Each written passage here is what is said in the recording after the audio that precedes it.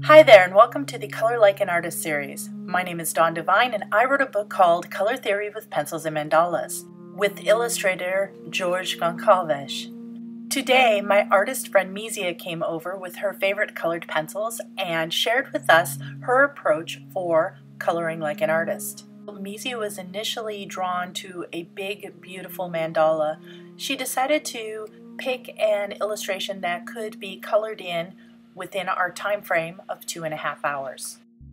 In order to compress the full 2.5 hours down into a reasonable length video, we sped it up by 20 times. As you can see, Misia is a left-handed artist and holds her hand in a very upright position, so unfortunately you can't see every single stroke. However, she does take frequent pauses to look at the full piece, and you can see how the colors are developing as she works. As she was coloring, we were talking about her choices in both color and pencil application. She uses pencils from an assortment of different colored sets, choosing the precise shade and tone regardless of brand or whether they're high-priced artist quality or lower-priced student grade. And although she doesn't have the intention of using any water, she does choose to use watercolor and Inktense brand pencils. So if she chose to use a water application, she could blend some of the colors but not all of them. The color scheme she chose to use today was based on the primary colors of red, blue, and yellow, and it wound up having a lovely medieval manuscript quality to it. The wonderful thing about a mandala is that every artist sees something different in the shapes, lines, and forms of the pattern. As a lover of nature, of flowers, and of birds, Misia saw initially these beautiful fuchsia-like petal shapes. To apply the red, Misia used a round scumbling stroke. This is her go-to method for applying a smooth, painterly application of color. To blend in the yellow, she applied short hashing strokes which pulled from yellow into red. Her goal is to have a naturalistic linear effect through the yellow, mimicking the way flowers are naturally colored. The subtle striations in the yellow and red really give this piece a painterly effect. For the next ring of the mandala, Misia is inspired by peacock feathers. To achieve the most beautiful and balanced effect, she works in a circle, applying the color symmetrically around the pattern. She begins each feather motif building from the center and working outwards. She begins with a deep blue-green, then adds various shades of yellow, finishing off the outer edge with the signature blue-green color that peacocks are famed for.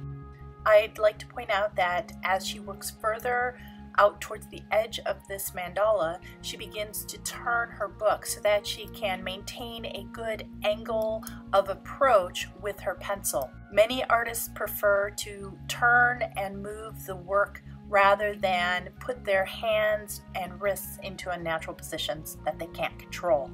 Misia likes to work from light to dark, building up colors from a soft pale wash into deeper tones, often adding 3 or 4 different colors to create a unique hue. Misia really enjoys treating the layers of pencil application like washes of paint. So as the color develops, she will add multiple different shades and tones and hues in order to create the perfect finished color. So let's take a few moments to watch her color.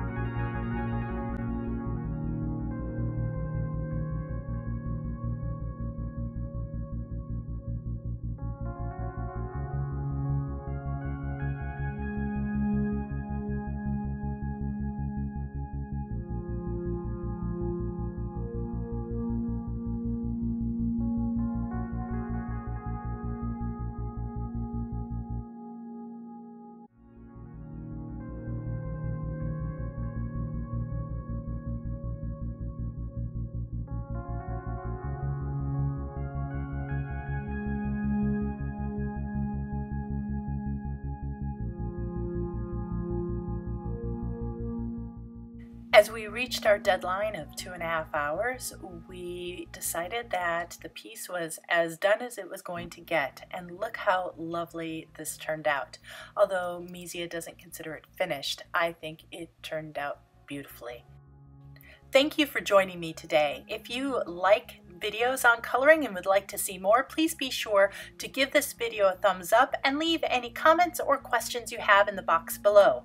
I really enjoy making these videos and I look forward to sharing more with you again soon. Have a great day.